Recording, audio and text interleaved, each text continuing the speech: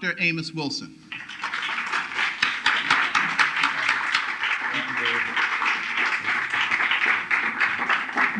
Thank you very much. It is indeed a pleasure to return to the church again. It's been quite a while, and certainly to greet some familiar faces I haven't seen in a while, and of course to be invited to share this evening with you. I'm going to talk a bit about a number of topics. There are so many things that relative to concerns, but I'll sort of focus it around what I see as a challenge to Afrocentric education, the kind of thing that you're attempting here, what kind of challenges we face. I'd like to start off by quoting from an article in the New York Times, Monday, August 31st, which I'm sure many of you, being well informed, read, but I'll just sort of repeat some of the areas. It was entitled, "Black Child's Self-View is Still Low, Study Finds." The repeating of a landmark study shows that feelings of racial inferiority among young Black children are as strong now as they were 40 years ago, researchers reported yesterday.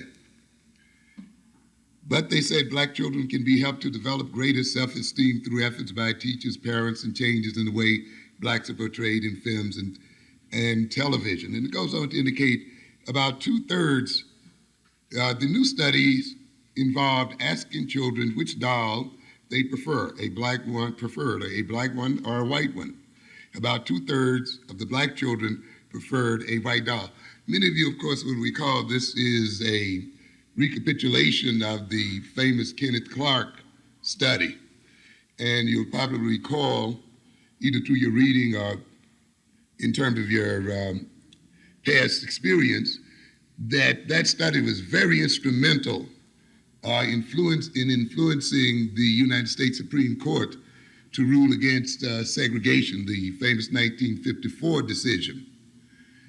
And it's interesting now, of course, and I believe that study was done in around 1948 or somewhere in the late 40s, actually. So it's interesting to see this study being replicated some 40 years later with essentially the same results. And I think when we think about it very deeply, it has some very serious implications. Of course, essentially, the results are stated in the headline, "Black Child's Self-View is Still Low." Dr. Kenneth Clark, Professor Emeritus of Psychology at the City University of New York, who along with his wife, Mamie, conducted the original study, called the findings disturbing. I find that a very interesting statement. What the children are telling us, this is Dr. Clark speaking, is that they see their color as the basis of self-rejection, he said. "We try to hide the damage racism does to Black children, but the damage is there and will continue as long as racism continues." I find it very interesting that Dr. Clark, whose study formed the basis to a good extent of the Supreme Court ruling, did not bring into question perhaps the ideology that was also a part of that ruling, and the ideology of assimilationism that was also energizing this kind of activity in the court, and has energized the Black community for the last 40 years. There is still no effort, from what I can see and hear, on this part to perhaps question the philosophy that thought that Black children's self-esteem and Black children's love of themselves could be augmented or increased or enhanced by having white people love them. I have always contended that the effort of organizations like the NAACP and others in integrating Black children with white children was not principally educational in nature. It was essentially an effort to get over an inferiority complex. I run into too many black parents when, if you would tell them that you know of a black school that was academically more advanced than any white school they could send their children to, will still refuse to send them there. I've known some black families who would send their children to very top-notch black schools in the first grades, and so 2 or 3 or 4 grades, because the schools had a reputation for producing very advanced students. And then after 2 or 3 years or so, take them out of the school and transfer them over to a white school, saying, of course, their children had to learn to get along with everybody. And so what was more important than their continuing to learn in an advanced state was that they learned to relate to white folk, and that they learned somehow to relate to other folk. A great myth, by the way, that is prevalent in the black community. I have yet to see the Japanese busing or plane loading their children to the United States in order for them to learn how to overrun the United States in every aspect of technology and politics and otherwise. I have yet to see the Japanese having to busload or plane load their children to the United States so that their children can outscore American white children on IQ tests and have those IQs grow generation after generation, and that's exactly what has happened. To outthink white children scientifically and technologically, and to outthink them economically and otherwise. I didn't see them exporting their children to American white schools to get that done. Yet we had a group of blacks in this country who felt that 2 plus 2 is not 4 in the black community. 2 plus 2 is only 4 in the suburbs somewhere. 2 plus 2 is 4 in Harlem and anywhere else. The idea that you have to export your child out to learn basic knowledge and information and to enhance itself intellectually is a fallacy. It is a veneer for people who are really trying to solve other problems in their personality. A veneer for people who are really wrestling with their sense of inferiority and self-hatred, who will sell then the idea of trying to get rid of that sense of inferiority, powerlessness, and dependency, sell it in the name of better education, when really the game was trying to be accepted by their former slave masters and the people who currently dominate them. The situation went on. The report went on to say, in the United States, 2/3 of the black children preferred white dolls, a response that researchers interpreted as indicating low racial self-esteem. In the Trinidadian study, that is, they went to Trinidad and replicated the study there as well, 85% of light-skinned black children preferred the white doll, and 64% of dark-skinned black children. Further, it states, the new studies also assess whether an intervention might improve the child's racial pride. After testing the children, the psychologist spent half an hour with the children trying to alter their attitudes. For example, they praised the children who had chosen black dolls and ignored those who chose white dolls. And the children who chose the black dolls were asked to say their dolls had traits such as being pretty, nice, and smart. When the children were then asked the same question in a second test, 2/3 of the black children and 2/3 of the white children as well expressed a preference for the black doll. The idea here, this indicates then that this sense of inferiority can, of course, be educated out of children, and that a correct cultural education will remove, to a good extent, this inferiority complex that has been inculcated in black children. It would indicate then, if our children and if we as a people have an inferiority complex, it is one that has been deliberately induced. The article further states the study of children in Trinidad found that the black children there showed an even stronger preference for white dogs than was found in the United States. In the study of 257 children in preschools in Trinidad, Sharon McNichol, a clinical and school psychology at Creedmoor State Hospital in Queens, found that 3/4 of black children there preferred the black dogs. St. Elmo Gopal, Secretary General of the Trinidad and Tobago Teachers Union, said at a news conference at the annual meeting, even in Trinidad, where 85% of the people are black, we have a black government, we have not recovered from 400 years in which blacks knew the white man as boss. A very interesting statement. Of course, it points out in implication the fact that racism is a global phenomenon. And of course, it speaks to the Eurocentric dominance of the globe itself. And I'll be back to the statement in a moment. Here we see then, after 40-some years from the Kenneth Clark study, about 33 years after the 1954 Supreme Court decision, that our children, and I would also state our people, are still suffering from an inferiority complex. At the time that Justice Jackson is running for president and Judge Marshall is sitting on the Supreme Court, and Bluford is flying to the moon somewhere in McNair, and now a black woman is preparing to go and explore space. At the time that there's been an election of black mayors and other officers across the country, at the time perhaps when there's been an increased number of black faces on our TV sets and various black achievements, we still find as much black inferiority as it was some 40 years ago. This, I think, has serious implications. I think it makes us question whether segregation itself was really the cause of the feeling of inferiority in black children and in black people, as we thought.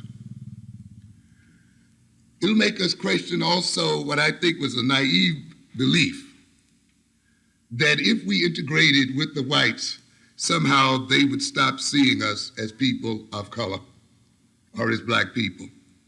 If we integrated with the whites, somehow the world would stop dividing itself up in terms of race, that somehow the world's division of itself in terms of African people and European people, black people and white people and so forth would somehow end. I think this study clearly implies then that this is not the case. I think it implies on a deeper level that inferiority in black people is a political and social necessity. I often, in speaking to my colleagues and others who are interested in psychology, and of course in the current book that I'm trying to develop now, get across the idea of how black psychology differs, particularly black psychology at this time, differs from Eurocentric psychology. And I think one of the major ways that it differs from Eurocentric psychology is that when we talk about abnormality in the black personality, when we talk about feelings of inferiority in black people, feelings of self-hatred and self-alienation, feelings of incompetence, feelings of powerlessness and so forth that we hear a lot about, we must recognize that these feelings are a political and economic necessity. And we should start from that premise if we are to understand the psychology of black people. I often put it this way. In order for us to be in the state that we are in today as people, we have to be out of our minds. We literally have to be crazy. It is necessary for us to be crazy. It is necessary for us to be backwards. It is necessary for us to be maladjusted. It is necessary for us to be disunited. It is necessary for us to be self-hating. It is necessary for us to be filled with an inferiority complex. In a world where the European is essentially about 10% of the world's population, if that 10% is to continue to rule over the other 90%, it must keep that 90% out of its mind. It must keep that 90% in a state of deception. It must keep that 90% filled with a feeling of powerlessness and incompetence. If this 10% is to continue to consume more than 60% of the world's resources, if this 10% is to continue to rob African, Asian, and other nations of their material wealth, then it must keep those people in a state of maladjustment.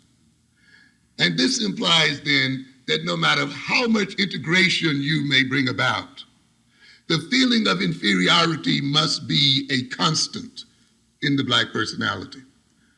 No matter how many people you run for president, no matter how many mayors you get elected, no matter how many people you get on the board of IBM and the others, the basic sense of inferiority, the basic sense of dependency must remain a constant in the Black mind.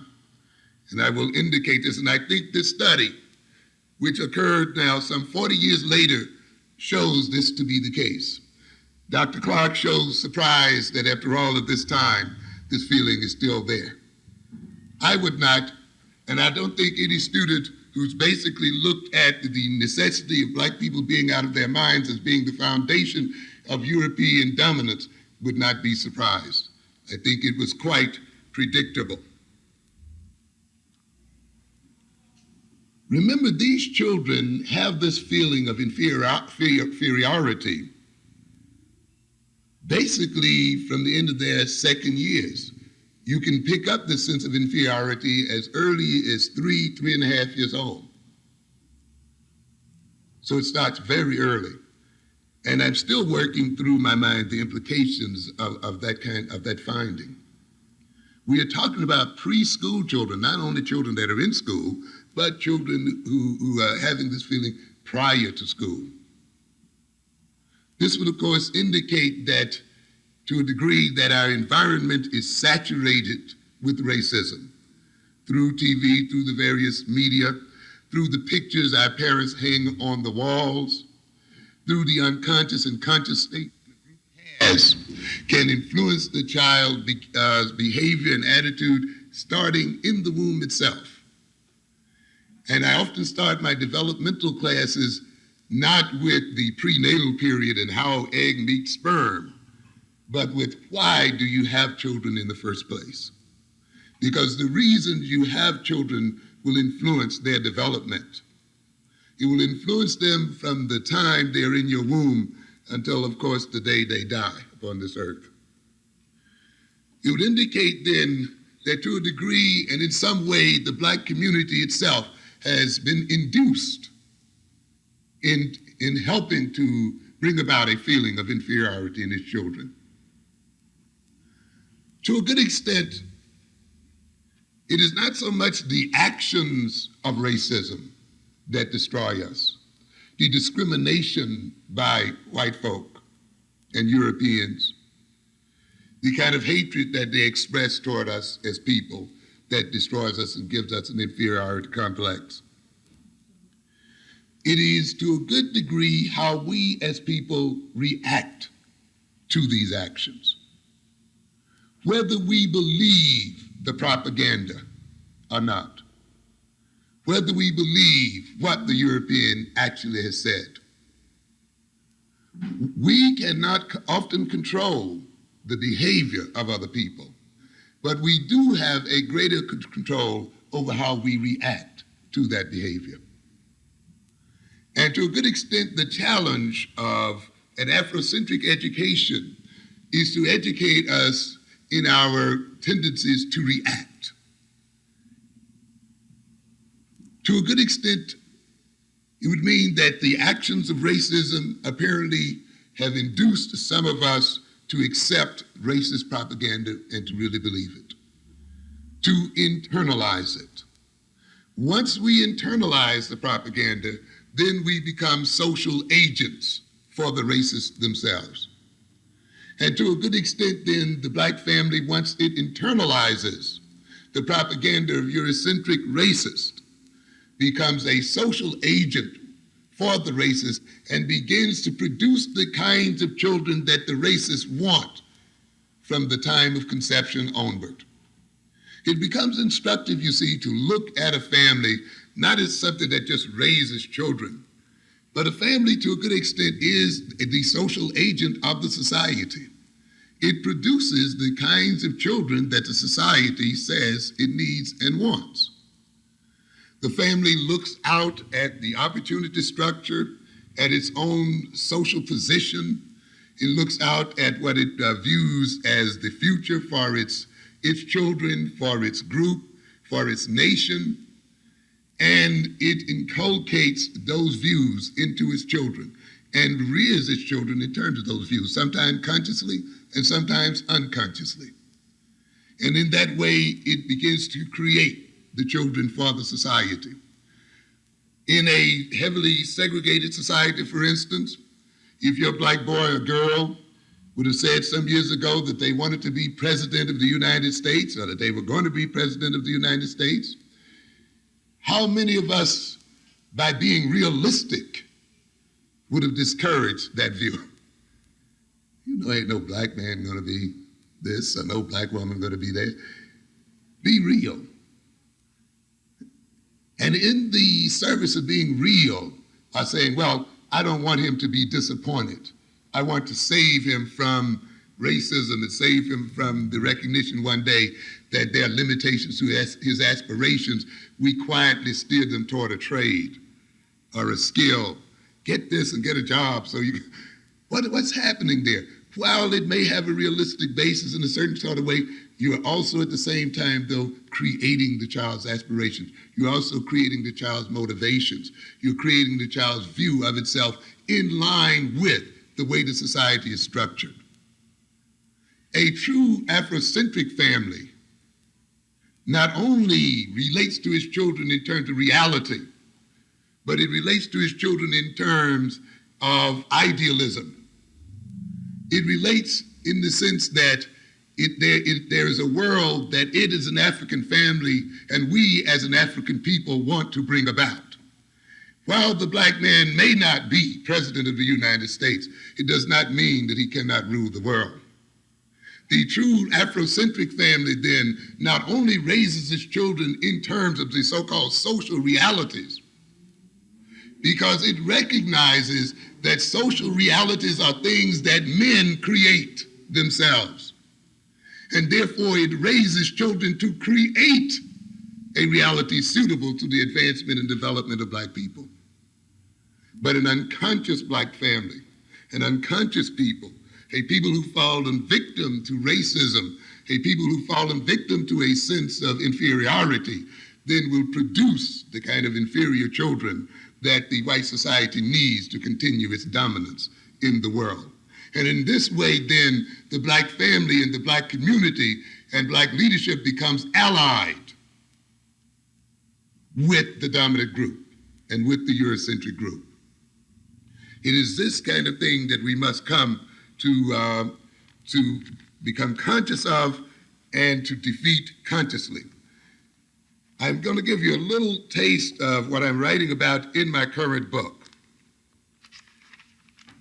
I want to indicate that black maladjustment is not just a suffering in the soul of black people.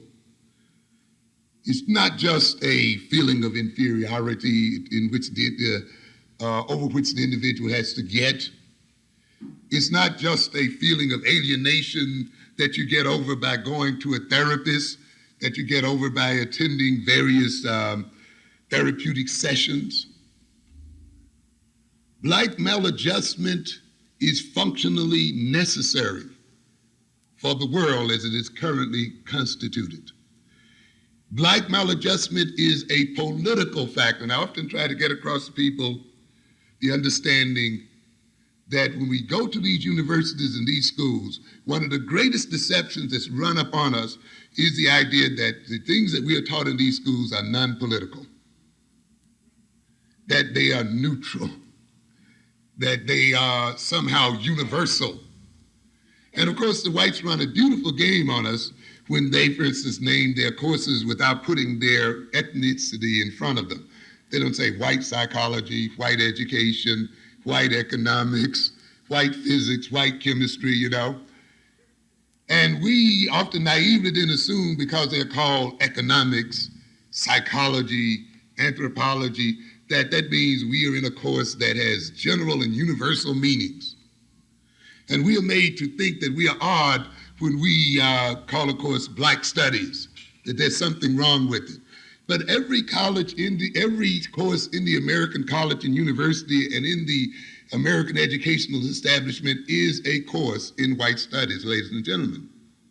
And every course in every discipline is designed for essentially the same thing, to maintain white dominance.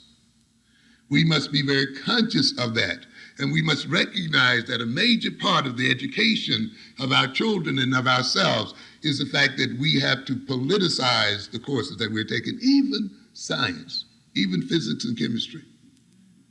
So a lot of people think, well, you know, we're talking about atoms and molecules and this and that, and they have no ethnicity and they have no politics. In a fundamental way, you may be right, but on another level, there's a problem with that.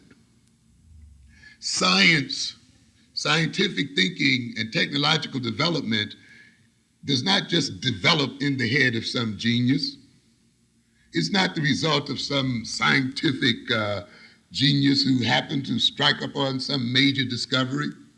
Scientific discovery and technological development take place within a political social structure.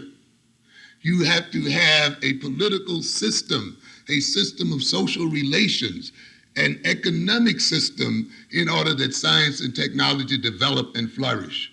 They do not flourish in a vacuum. Therefore, it is not enough just to teach your children physics and chemistry. You must teach them the politics of physics and chemistry. You must teach them the economics of physics and chemistry. You must teach them how a system must organize itself politically and socially such that physical and chemical research take place. It is not enough for us to educate African boys and girls in science and technology so that African can catch up with the Europeans. You will never catch up with the European just by knowing science and technology. Because, ladies and gentlemen, you have to finance technological research. You have to pay scientists to do research. People just don't do research for nothing. If you run the latest physics experiment, you would have to produce a cyclotron with a circumference of some 20 or 30 miles around that costs billions of dollars. And if you're then talking about catching up with the European scientifically, then you must catch up with the European and surpass him, what? Economically. If your children are to work for you and give their scientific genius to the advancement of Black people, then we as Black people must give them an economic, social, and political foundation in which their gifts can be realized and handed over to us as a people. And therefore, merely to teach chemistry and physics as some neutral subject, as some body of knowledge unrelated to everything else going on into the world, is to be miseducated. That is one of the reasons why we have a country filled, as Black people, with chemists, with engineers, machinists, and yet we don't seem to be able to export one gun to South Africa. We don't seem to be able to make one bomb. We have generals and sergeants and Green Berets and Rangers and all of the rest, and yet we are unable to train one guerrilla or anything else to fight for their liberation in this world because there's a lack of social organization. It is not enough just to have knowledge. It is not enough just to have money. Money and knowledge must be organized in order to be effective. And knowledge, in order to flourish and be actualized in some concrete advancement for people, must be based ultimately on social relations between those people. So there must be a social structure. And while your children are in mathematics, they must learn to love themselves and to love one another and to cooperate one with the other. Or else they'll have an Afrocentric mind, but they will still have to go down to IBM and Xerox and do their work. And ultimately then, they will still be racked by a sense of inferiority and dependency. So we must keep that in mind. Let me quickly state here then that the sense of inferiority in black people and the other problems we talk about will not be removed by assimilation. They will not be removed by integration. They will not be removed by Jesse Jackson being elected president of the United States. They will not be removed by the election of other black politicians. And that doesn't say that Jesse Jackson shouldn't be elected, and it doesn't say that other politicians should not be elected. I'm saying, though, we cannot look at those things as being the sole basis for removing and solving the kinds of problems that we have. Because maladjustment is not merely a malady of the individual personality. Maladjustment is functional for a system. That system sometimes can be a family. Do you know sometimes a family is held together by a sick person? It is a scapegoat, a quote-unquote black sheep around which the family defines itself. Sometimes a husband and wife keep a relationship because one of them is sick. And when one goes to the psychiatrist somewhere and try to get better, decide that they're going to change their life, the relationship breaks up. And often families will subtly pull a member back into alcoholism and other kinds of problems as a way of maintaining itself, even though it may be claiming aloud that it's really concerned with getting the person well. Because often the sickness of one individual works to the advantage of another one. And I will say then, when you see a society producing a lot of illness, the illness must be functional for that society. The sick people must be playing a very valuable role in that system. In other words, people don't drive you crazy for nothing. There's some benefit involved. Let me read this section then. The question that often goes unasked or unanswered from a general theoretical point of view is one that's asked, what familial societal role is played by the maladjusted personality? Why are we sick and why do we have the inferiority complex that we have as people? If the maladjusted personality is created and maintained by a social system, whether that system be dyadic, that is a system where there's a relationship between two people, familial or society, then it is reasonable to assume that such a personality, that is the maladjusted personality, is created and maintained because it is needed, because it is essential to the functioning of that system or some segment of that system. The maladjusted personality is created and maintained in service to another. I've often said, of course, one of the problems we have as people is that we are a created people. We are a creation of the Eurocentric Dr. Frankenstein, and we have been created to serve the purpose of Europeans. One of the major goals of an Afrocentric education and of Afrocentric development is that we become self-developing as a people, that we determine what our personality traits will be, that we determine our destiny and our direction, and not be determined by our reactionary relationship to some other people. Often a maladjusted personality is created and maintained in service to parental and familial self-image, to societal, economic, political values and goals. If the maladjusted personality is a defensive and avoidant one, and such defensive and avoidant tendencies are deemed neurotic, then they are created to defend the individual against neurotic demands and to protect it, to help him avoid a reality that is painful. However, that doesn't mean that the individual is not engaged also in serving the society. Often we look at a neurotic person as a defensive personality, as a personality that is avoidant. It seeks to avoid certain responsibilities and certain reactions and certain realities. We must also see, though, that personality in defending itself, in avoiding certain realities, actually serves another group or another person. I was doing a lecture here on self-hatred. And in the very first lecture, I dealt with the image of the blonde, blue-eyed Jesus. And I made the statement that you had to beware of a church such that when you walk into it, the first thing you see is a blonde, blue-eyed Jesus back behind the altar. That church is lying to you, and that church is going to help send you to hell. How did I say that? Because first of all, there's nowhere in the Bible that a description of that Jesus has ever been given. And secondly, that Bible strictly states that graven images should not be made, and it's done. And one minister jumped up offended because of that statement and took the statement personally.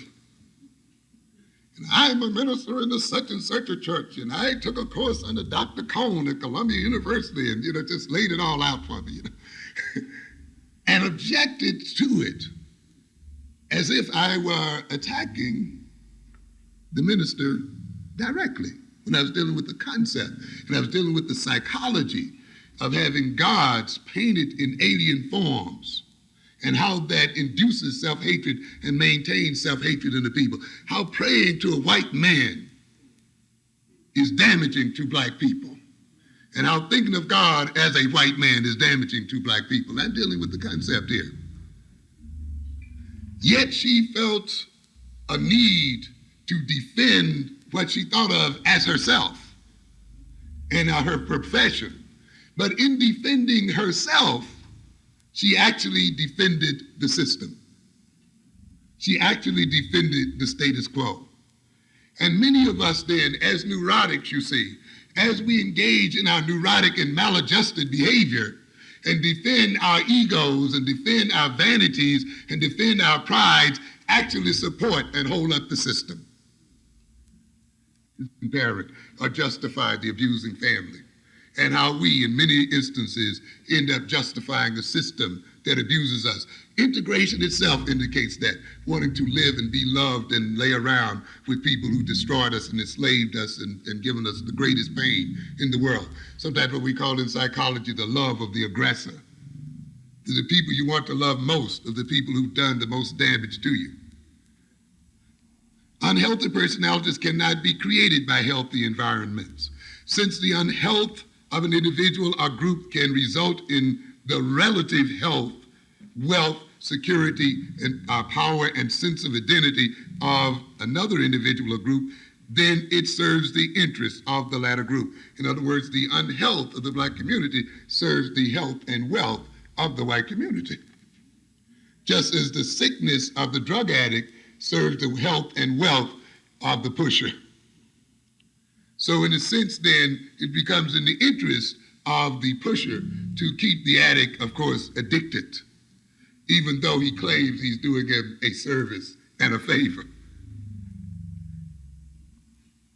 The latter group becomes dependent, that is, the unhealthy group, comes to need the unhealthiness, and that is the dominant group really becomes dependent and comes to need the unhealthiness of the former. If the health of the former means a reduction in the dominance of the latter, then the latter resists the health of the former despite its pretensions to the contrary. In other words, when we even see assimilationism, we don't have time to talk about it here tonight, but in many ways, assimilationism and integrationism is really another prompt for the maintenance of white power. And while we thought that we bought it in to a great extent, I would argue that to a good extent the white ruling class helped to push it as well, because it also helps to maintain the white ruling class in power. When you have a minority of people, such as the European, often in order to stay in power, they must recruit from the very people they oppress. And therefore, they will call up from those people certain talented people or other types who then will identify with their masters and help them to maintain the control over the masses. This often will be called integration and will often be called desegregation.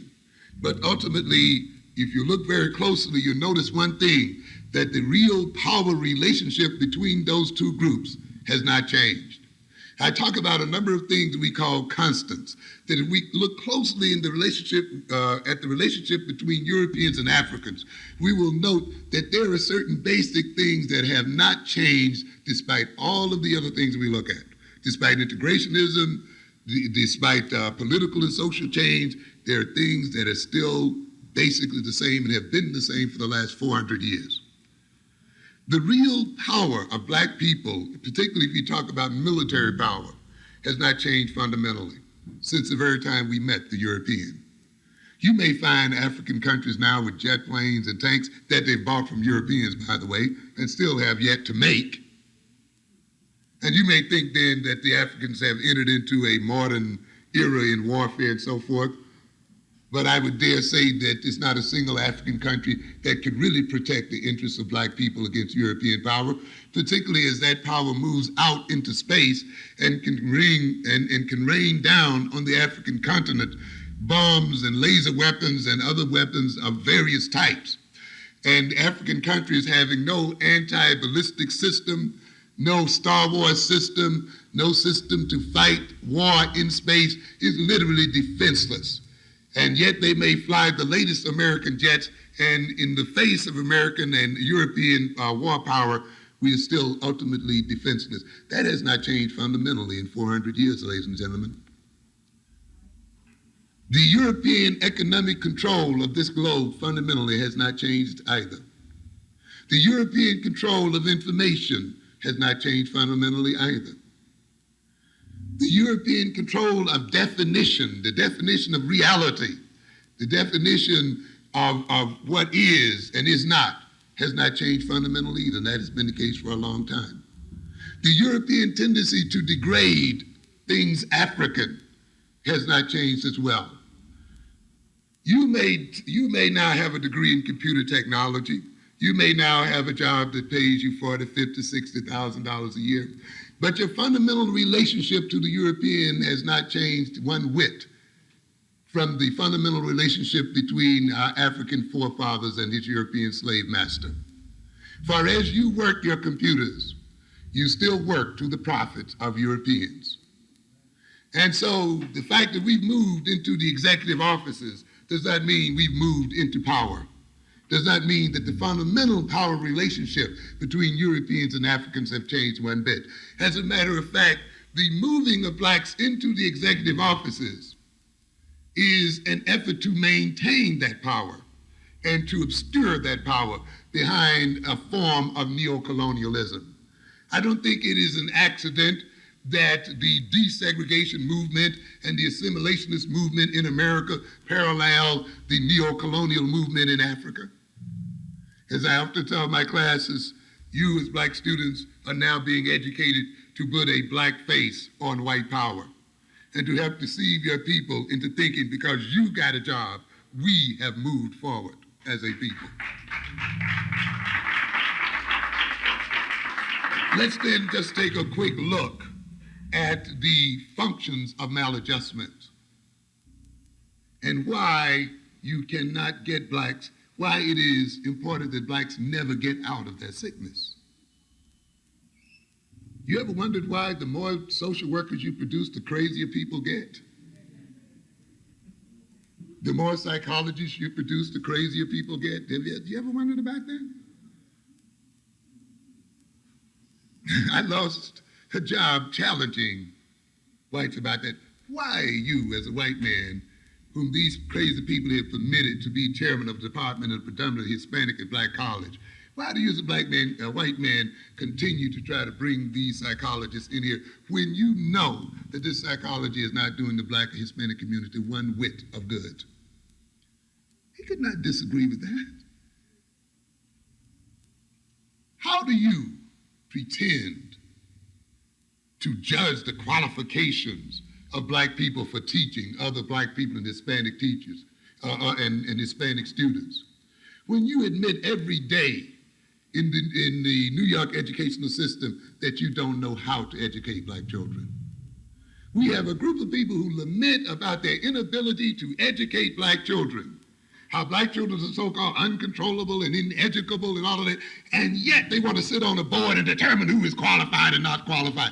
We have this insult downtown where these white dogs are going to try to determine who should be the chancellor of New York City schools, and yet have admitted that they cannot educate black children. And we'll sit there and let them try to lay the foundations and tell us what the credentials of an educator is supposed to be. How do you qualify to tell us what the credentials of an educator is supposed to do?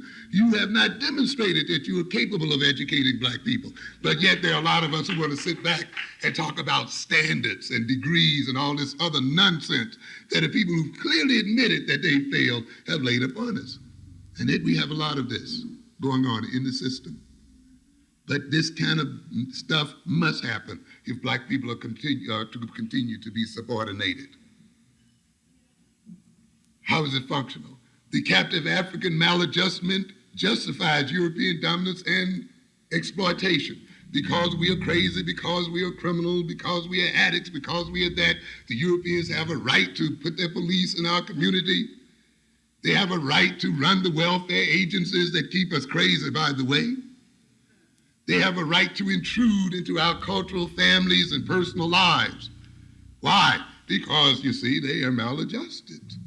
They have learning deficiencies. They have this and that. Therefore, we're coming in to help and treat them in some sort of way. We are bringing in foreign aid. We are calling on the IMF to study and regulate their national economies and so forth. So you will see the so-called sickness and dependency and lagging in development and all of these other kind of things every day are justifications for the Europeans to intrude upon African life and seek to control that life. And when we accept their definitions, we accept their dominance. We ask for their dominance, and we see their dominance as some kind of aid to us. Yet when we look some 40 years later, we are in the same position or in a worse position than before. How do we solve it? Asking more of it. Well, let's get more degrees. Let's see that the teachers get more degrees. Even though the more degrees they get, the worse the education has become. But what's the solution? Send them back to school for some more. The more money that's been pumped into school, what happens? The worse the education has got. What's the solution? Let's put more money into school. Idiotic solutions all over the place. But you see, you cannot expect a neurotic to think normally. That's the essence of being what? Neurotic. If you thought normally, behaved normally, you wouldn't be a neurotic, would you? So being maladjusted justifies European dominance, rationalizes Eurocentric treatment, as I just said, of African people, and thereby reduces their guilt and self-condemnatory feelings for behaving toward the African in ways contrary to their stated political and constitutional, ethical, moral, religious principles. You know, these great Christians and these great people who believe in equality. How do you believe in equality? You know, the greatest problem in this country was, how do you believe in equality of man and yet enslave a group of men? How do you believe in this and mistreat and discriminate? In order to get out of that dilemma, then, you must make those people what? Less than men, less than human. You see? So then in that way you can justify what you're doing. They're not fully human. They're not fully men. They're not fully intelligent. They're not fully capable of self-government. They're not fully capable of guiding themselves. Therefore, it's only incumbent on us, those of us who are lucky enough to be more intelligent and divinely sent to rule over men, to take care of them. It is incumbent upon us to take up what? The white man's burden, which happens to be the black man. But actually, the other way around is we have to carry them as a burden. The maladjustment of black people maintains Eurocentric self-esteem, self-definition and identity, self-concept, sense of security, wealth and power, and control, since the captive African's debilitated state, debased and degraded nature will not permit him to successfully overcome such dominance.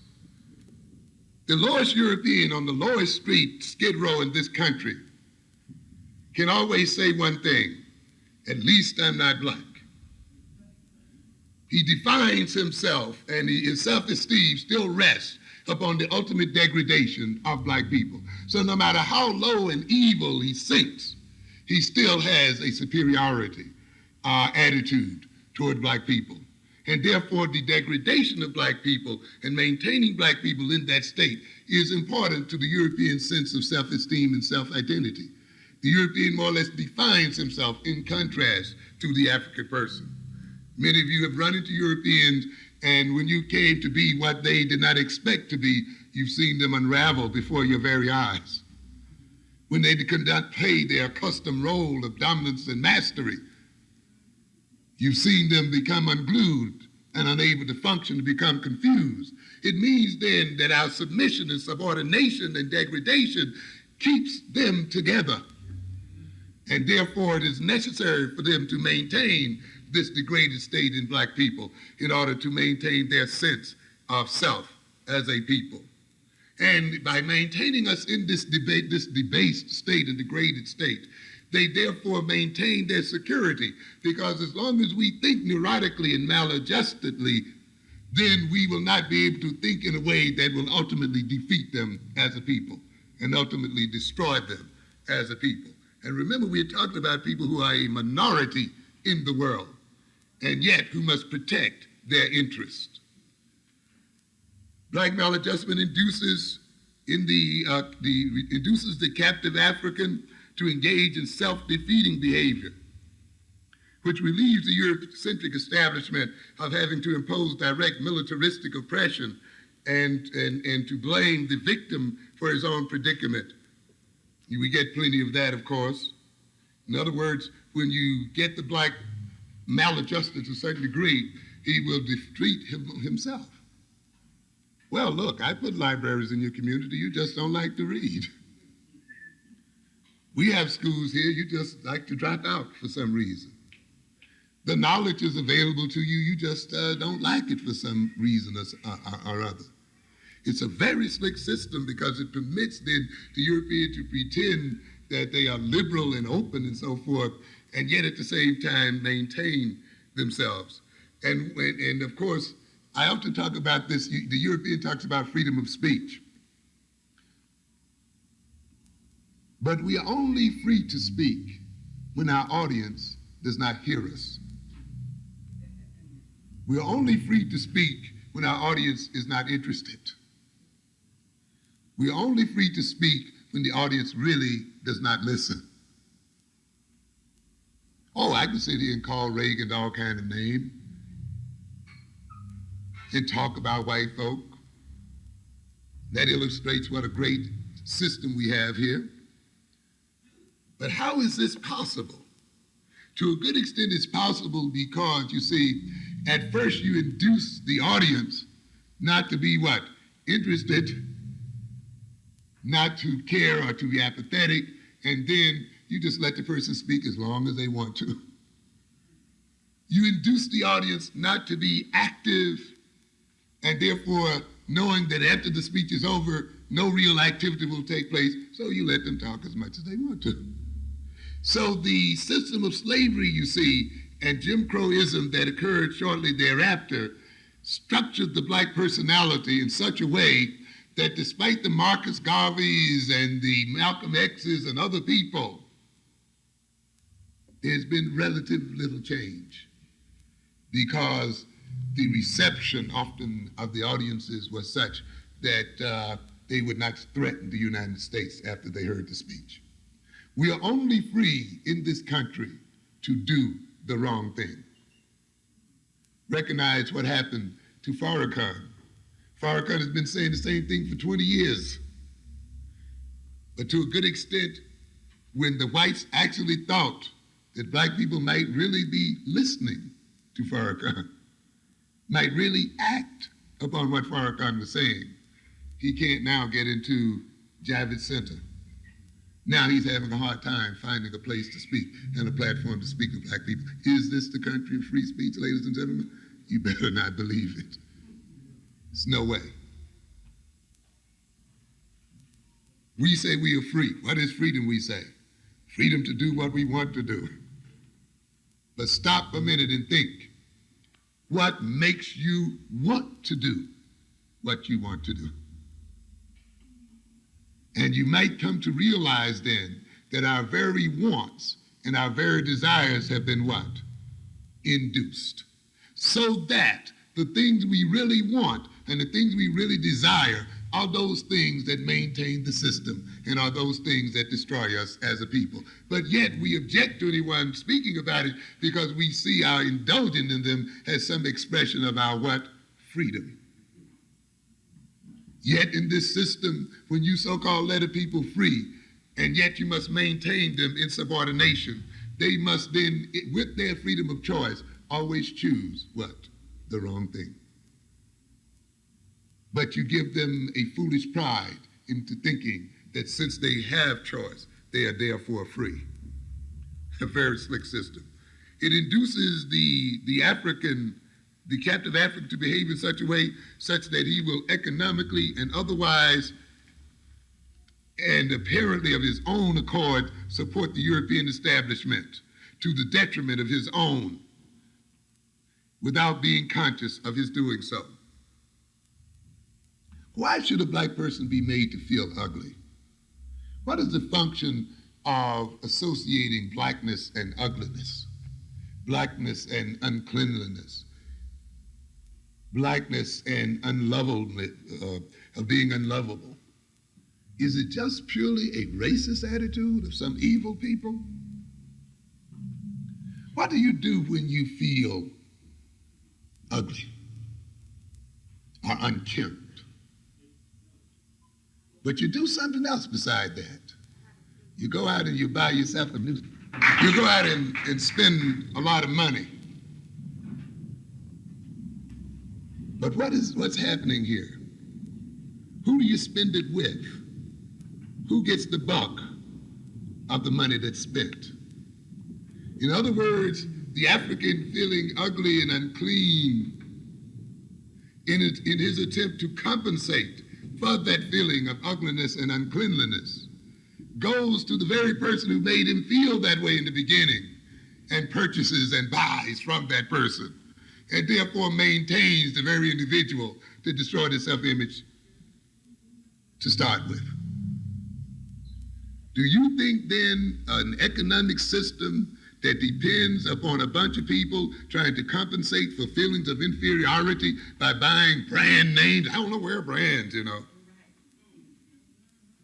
by buying names of other people on their clothing? Do you think that system is ever really going to let you out of that feeling of ugliness? It can't. It's economically dependent upon that feeling, ladies and gentlemen.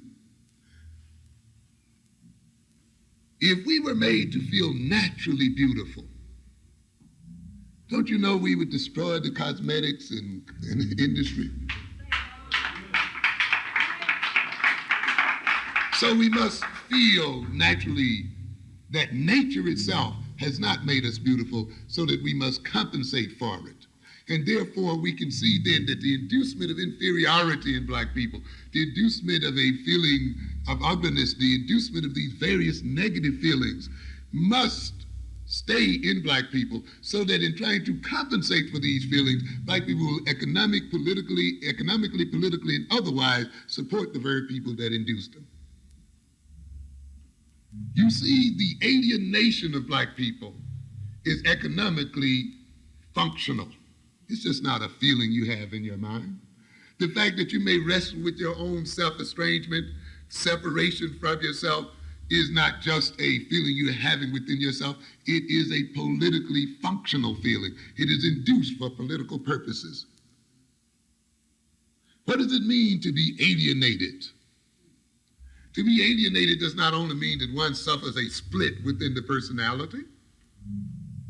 that one feels estranged from himself, that one does not know himself. Certainly that's an aspect of alienation, and this is the way it's talked about in the psychology books, you see. And when you read all of this psychology, you think you're really getting heavy, you see, and the Eurocentrics teach it to you very directly, and you feel very profound when you talk about the great dynamics, struggling with one another. Why do you alienate a person? We are alienated so that we can serve aliens. That is the function of alienation. Alienation means to be determined by forces outside oneself, other than oneself, to the enhancement of those aliens. When Marx talks about alienation, then, do not just cue in on the alienation that the worker feels. Recognize that the worker has to be alienated in order to serve the owner of the means of production. That's its ultimate function. You will recognize then, an alienated people can only spend money with aliens. They can only support aliens. They can sit here and support these Koreans and these Arabs and these Indians and everybody else but a black person. They can support everybody's families but their own. They can give jobs to these people's uncles and aunts and sisters and brothers and children, but they cannot give jobs to their own children. They can feel good when they give all of their money to Bloomingdale's and these other places, but they feel cheated every time they trade with the black person. You have to be alienated for that reason. That's why we alienate. And do you think the white man intends to turn that feeling of alienation loose in your heart? You are dead wrong. No matter how often you go into a boardroom, no matter how high you move up into the white hierarchy, because alienation is functional for white power and functional for white economic, social, and political dominance. And yet I see somebody expressing surprise after 40 years that black children still have a sense of inferiority, because you don't know your black psychology, and because you studied them from a Eurocentric psychological point of view, and because you saw your goal as not removing the white man from power, but of sleeping with them in these beds, and not questioning the evilness of his system, but of wanting to share in it. We never had a national debate. Who gave the NAACP the permission to go out to court and talk for black people in terms of equality? Equality with whom? We should have debated that. That's a moral issue. Equality with the slave master? Equality with exploiters? Equality with people who, every time they stepped on a continent, destroyed and degraded the people that they dealt with? Is this what we want, a sharing of the spoils? Or is it that we want a whole different world than what these people have bought on this earth today? But we were diverted from asking that fundamental question. We were made to think simply because we were getting paid less than white folk, our problem would be solved merely by getting equal pay. But the problem is much deeper than that, ladies and gentlemen. But that too is a part of the illness, you see. So then the maladjustment is used and is induced in the African to engage in self-destructive behavior so that he may annihilate himself, or that his demise can be permitted or enacted without triggering Eurocentric guilt and without costly resistance. It was induced to permit the European to perceive himself as naturally superior, to protect the European from genetic annihilation. While I'm on that subject, let me just mention one quick thing here about genetic annihilation. Some of you saw this, I'm sure. U.S. News and World Report, June 22nd, 1987. What does it say here? Are we having enough babies? You know whose question that could be. Of course, this is a piece done by Ben Wattenberg. Some of you might have seen him at various places, and he's doing a very interesting thing now. He wrote a book called The Birth Dearth, indicating, of course, that not enough white people are being produced in the world. And So he starts here, what's happening today has never happened before. It will dramatically change the U.S. and the world in which we live. Over the years, I've heard businessmen, diplomats, government planners, and parents all begging for the same thing. No surprises, please. This book, a speculation about the future based on current trends, is an attempt to deal with that plaint. Forewarned is forearmed. What is happening is this. For about a decade and a half, the peoples of the free, modern, industrial world, that includes the U.S., have not borne enough children to reproduce themselves over an extended period of time. We had a baby boom. Now there is a birth dearth. I believe that the birth dearth will, in the near future, begin to cause turbulence at every level of our economy. I believe, too, that the birth dearth will leave in its wake tens of millions of unhappy adults who will end up with no children at all, or fewer children than they really wanted, or no grandchildren, or fewer grandchildren than they had hoped for. I believe the demographic and immigration patterns inherent in the birth dearth will yield an even smaller proportion of Americans of white European stock. And this will likely cause more ethnic and racial tension and turmoil than otherwise would occur. That's what you see. People concerned with what? Their genes, maintaining their ethnicity, seeing it as an important fact and not trying to obliterate it the way we and our assimilationist people have tried to do, not trying to forget who they are, but trying to hold on to their identity. This is one of the challenges of Afrocentric education, by the way. And one of the things that we have to look at, what would happen if these Europeans begin to disappear from the face of the earth? What will happen if they decide that they are not going to disappear and want to make some other people disappear? How are they going to deal with their low birth rate? What are the political implications about that situation? It has very serious implications for African people. And these people are now getting ready to deal with it. I believe further, he says, that the birth dearth may well turn out to be of great harm to the broadest value we treasure. It will make it difficult to promote and defend liberty in Western nations and the rest of the modernized world. Talking about white folk, certainly couldn't be talking about us in terms of liberty. Primacy and prosperity. And he's talking about here, we live in a community of free and modern nations banded together in a loose but real alliance. These nations like to argue. They argue about strategic defense, about who will buy cars from whom, and about whose wine shall be subject to what countervailing duties. But beneath the bickering, something remarkable has happened during the last four decades. This community of free modern nations has shaped and molded the nature of the entire world, a direct admission of their role in the world, you see. We've shaped and what? Created the world. Now that is being what? Threatened.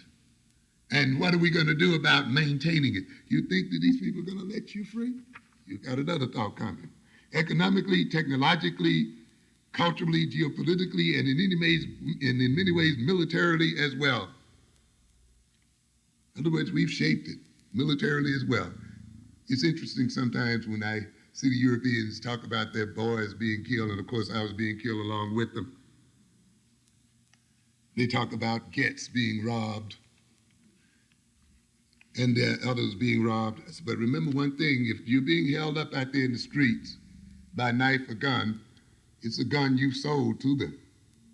And if black boys and white boys are being killed in Southeast Asia, 9 times out of 10, they are killed by weapons sold to the very people that are killing them. Ye that what? Lives by the sword shall what? Die by it. You think you can go around the world selling billions and millions of dollars of jet planes and weapons and not yourself ultimately be victimized by the very things you sell? These sellers of death will ultimately be the main victims of their own tools of death. By 1950, when this Western moment was in its early days, the population of the free modern world comprised about 22% of the global population. That's amazing even at that, isn't it? That 22% of the population could have control over another, 88%. Today we are 15%. By the year 2030, we will be 9%. A reasonable extrapolation to the end of the next century brings the Western proportion down to about what? 5%. But we still want to be in control. A question arises, will our values continue to dominate in a world where our population shrinks to 9%, shrinks to 5%, even lower? And he goes on to talk about population and power. Can you see again? Let's look up, I hope I'm not holding you up too long. I'll be through shortly. I just want to make a few other quotes from this. What happens when the West is less than 10% of the world, less than 5%? Do mere numbers of people equate with power and influence? Consider first the military situation. There are populous nations that are not big powers, China and India, but only populous nations can become big powers. The United States and the Soviet Union. The advantage of a large labor force and economies of scale are of vast importance. Brute economic production is one critical aspect of national strength and security. Larger populations can build more easily the infrastructure that supports national defense. And attaining technological leadership requires a large critical mass of scientists. Can we begin to see now why you cannot produce a large number of black engineers and technological people? Why the African world must remain ununited and disunited?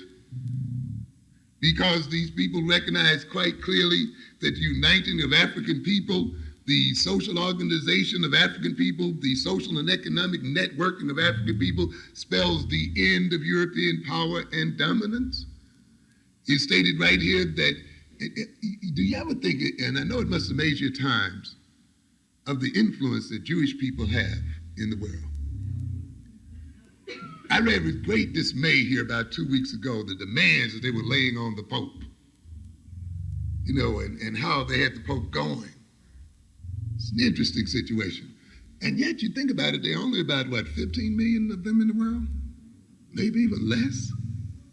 And yet, there's a major Jewish political organization in Washington that literally vetoes everything that the United States government does. That the United States budget itself is submitted to this organization. That this organization literally determines who and what nations and what groups will get what from this United States, even though this group is less than 3% of the United States population, ladies and gentlemen. It's an amazing situation there. Here are a people, population-wise, are smaller than a gnat.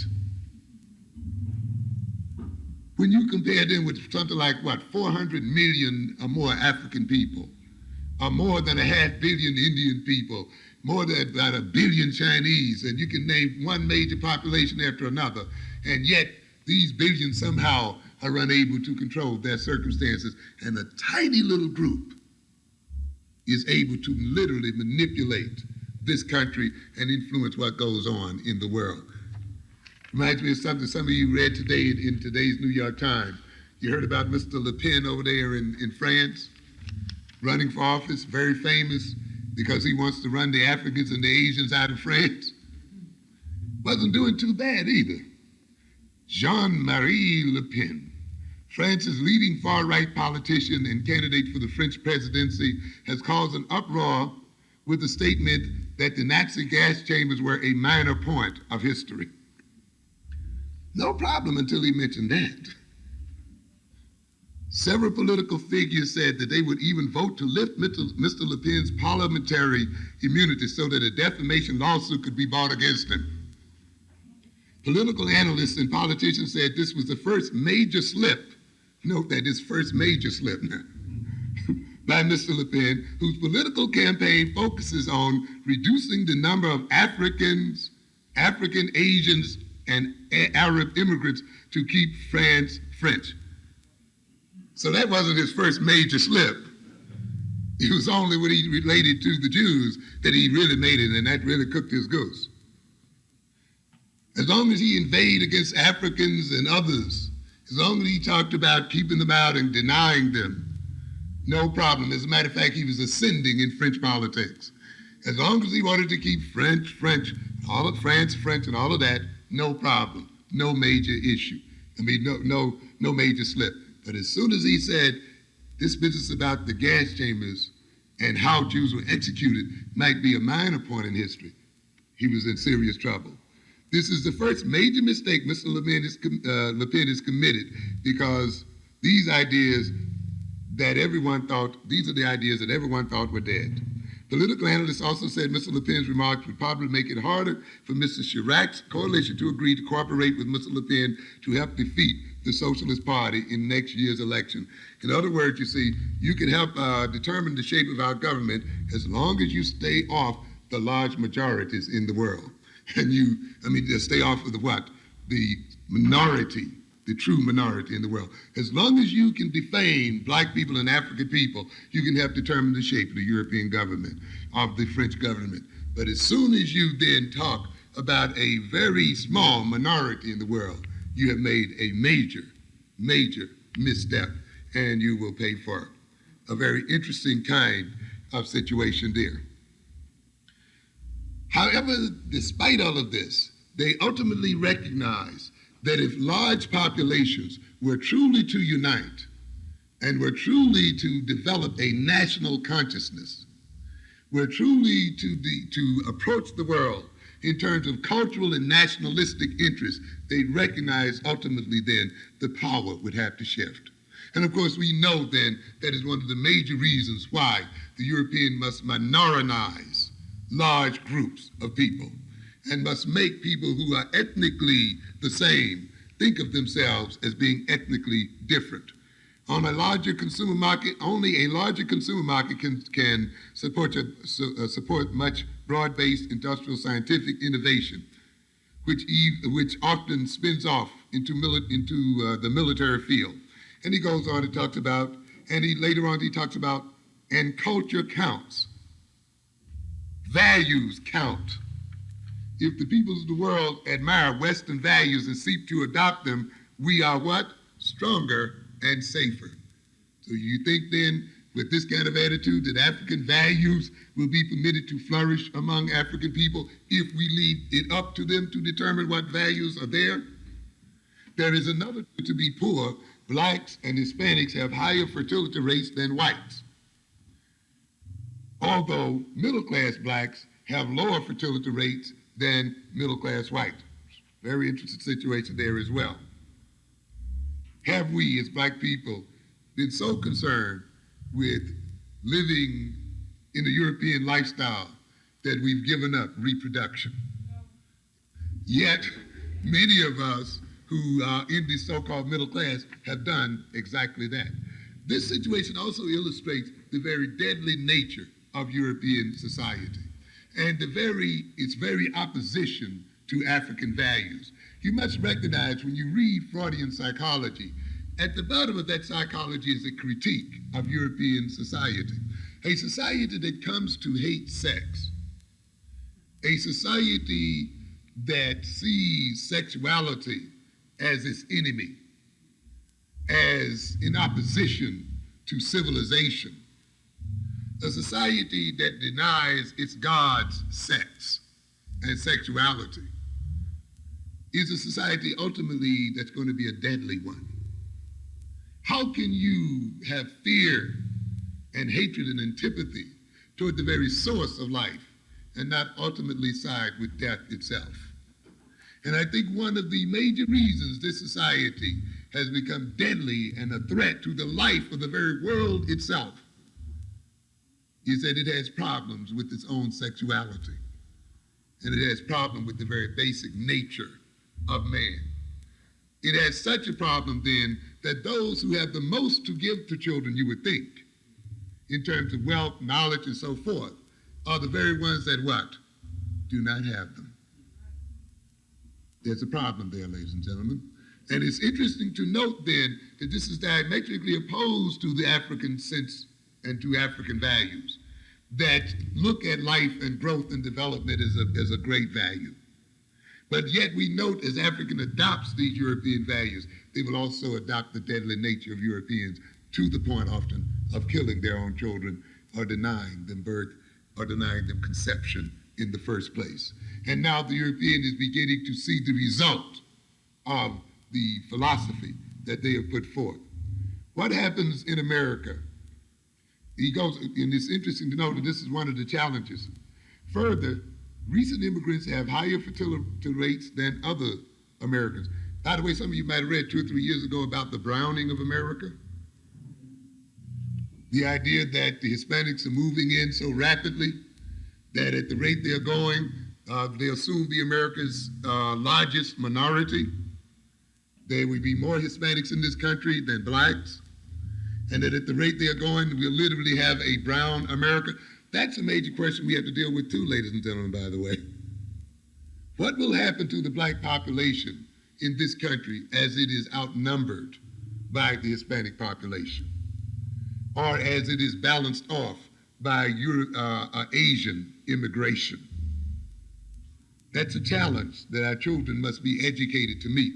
I know it's a question we hate to deal with, and often we want to lump a lot of problems on the white and non-white, forgetting, though, that we as people have to compete against all people on this earth. Africa has to compete against Latin America as well for markets in this United States and other places. And we have to compete with other non-white people. And the idea then, and we just cannot let then other non-white people just function the way they want to without also looking at it in terms of what it means in terms of our own self-development, growth, and survival as a people. The influx then of Hispanics in this family, in this country, will have a major impact upon the quality of black life in this country. And I think those of you who, of course, go in the black community can already see that. Those of you who may go to Miami can already see it in very clear terms. And in certain parts of New Jersey can see it. And yet it's an issue that we don't want to face. The rate is less than that if illegal immigrants are counted. And let me go back. Today, fewer than 20% of legal immigrants to America are of white European stock. The rate is even less than that if illegal immigrants are counted in. There is little reason to think this will change. Birth rates in Western Europe are so low these days, there's hardly anyone left to leave. In other words, hardly any whites to come over anymore. Today, about 80% of the current total United States population is of white European stock. At roughly current rates of fertility and immigration, demographers Leon Bouvier and Robert Gardner have projected that by the year 2080, the white European share of the U.S. population will be down to 60% and will be shrinking. With a higher rate of immigration, it will only be 50%. Very interesting. Reminds me of that movie, War of the Worlds, you know, when it looked like the aliens were taking over and then they died because of disease. Will the European die out? Will our problem be solved by their mere death? While we may take some pride in that if they don't increase the rate of babies they're having, we may be faced with another problem, though. Are we to get the European off of our backs only to have the Asian and others on our backs? So the idea that the European may die away or fade away should not give us too much relief, because we are still faced with the challenge of other groups exploiting us as well. What happens in America with birth dearth conditions under these scenarios? I think it will yield some unnecessary social turbulence. But it's interesting. I can't read you all of it because it's a long piece. I would hope you get a chance to read some of the pieces. I just want to indicate one or two other things when he talks about the time to pay attention and so forth. As I reflect on our situation, it seems that the real and lasting solution to our problem is not finally to be found in the realm of politics, the tax code, or the immigration code. Our central problem is in the realm of the spirit. An interesting statement, I think. For in the last analysis, it is our spirit that shapes our politics, our tax codes, and our immigration codes. So what are we saying? The spirit that indwells in people ultimately determine all of the other things. He goes on to say, but suppose we could re-inspirit this generation, he's talking about his generation of whites, to understand and take pride in the fact that they are a part of a remarkable, potent, productive, humane, beneficent culture. Well, what happens when we tell ourselves that as African people? We are engaging in what? Self-segregation? Superiority complexes of some kind? But yet this man recognizes that the survival of European people depends on what? Inculcating in their current generation a sense of what? Culture, a sense of themselves as a people. Not getting rid of their culture, not getting rid of their identity, not trying to emerge with another people, but building up a greater sense of identity relating to each other socially, economically, politically, and sexually to maintain their dominance in the world. For in the last analysis, it is our spirit that shapes our politics, as he goes on to say. So suppose our young people came to know in the marrow of the bones that the West is, as Lincoln said, the last best hope of mankind. These deadly people, these people who threaten every bit of life on earth, these enslavers, these exploiters, still dare to see themselves as what? The last best hope of mankind. Very interesting statement. It shows, though, that whites must not only indulge in the deception of African people, but they must indulge what? In their own self-deception. The last hope of mankind, the last best hope of mankind. Suppose it was explained that only they can preserve it. They, who threaten to destroy it, can preserve it, and that there is something real to fear if they don't. If such a spiritual rekindling actually takes place among our young people, it might rejuvenate, even save, a civilization that has been a long time in building, one of the shortest lived civilizations that ever existed on this earth. And yet, in that shortest period of time, has done more to destroy man than any other civilization that has ever existed. You talk about an Egyptian civilization that lasts thousands of years. And yet this civilization within a space of 200 or 300 years has killed and destroyed and raped and robbed more than all of the previous civilizations put together. And yet it dares to see itself as the last great hope of mankind. After all, it's not such a big deal. All it involves is having another baby. Is that right? I must wrap it up here. I like the concept of spirit.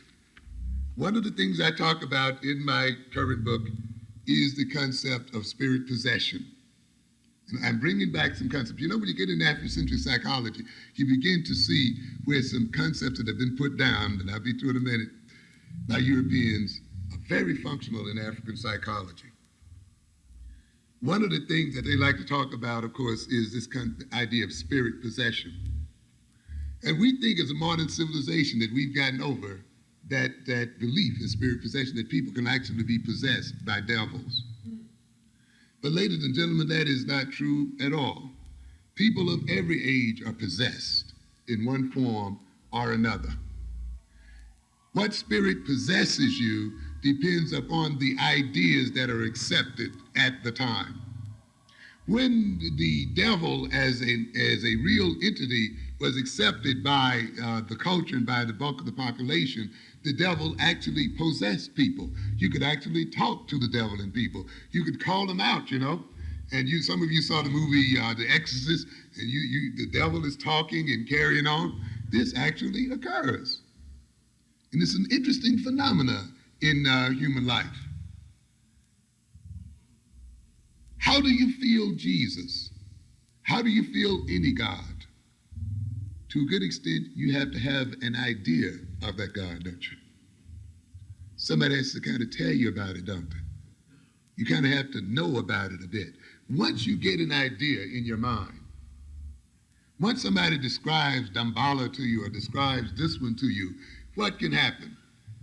The description can actually manifest itself in your body. You actually experience it as a physical presence. You know, during certain rituals, you can tell what spirit possesses an individual by the very physiognomy of their face and body, by the very way they behave, by the very way they dance, the way they talk. Each spirit has an identity such that when it possesses the individual, that identity expresses itself through the body and the behavior of that individual. So then, what are we saying here then? When you give a person a complex of ideas and they accept that complex of ideas can express itself concretely in the body and the behavior of that individual and affect the way that individual relates to another people.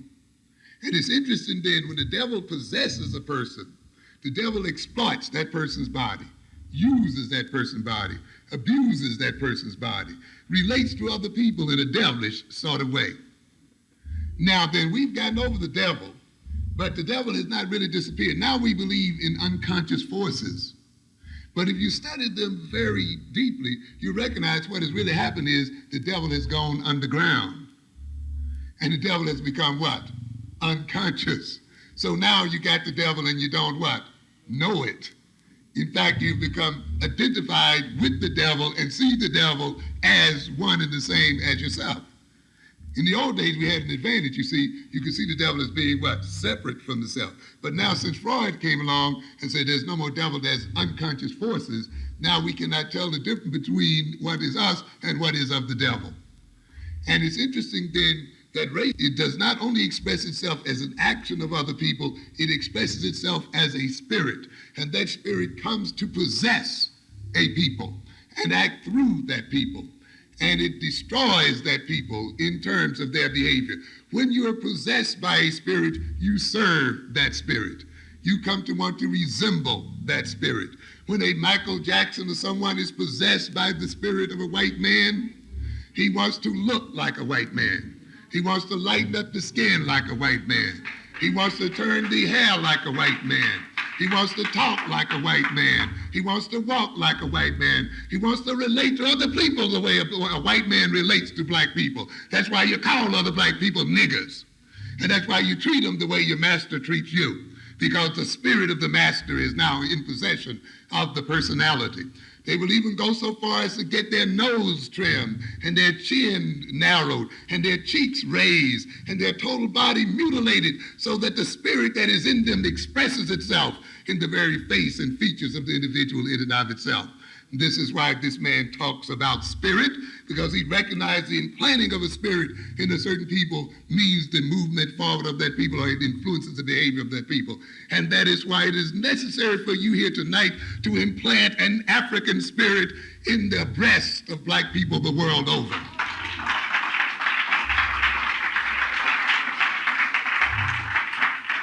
And once we are filled with that spirit, there is no room to be possessed by another spirit. And it means then that we advance the interests of our civilization.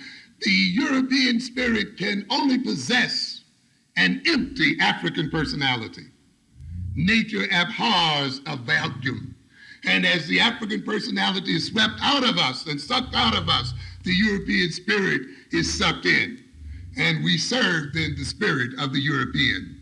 So that the ultimate challenge of Afrocentric education is to instill the spirit of African people. And once that spirit is instilled, we will arise triumphant and bring forth a whole new world order and a new way of being. Thank you very much.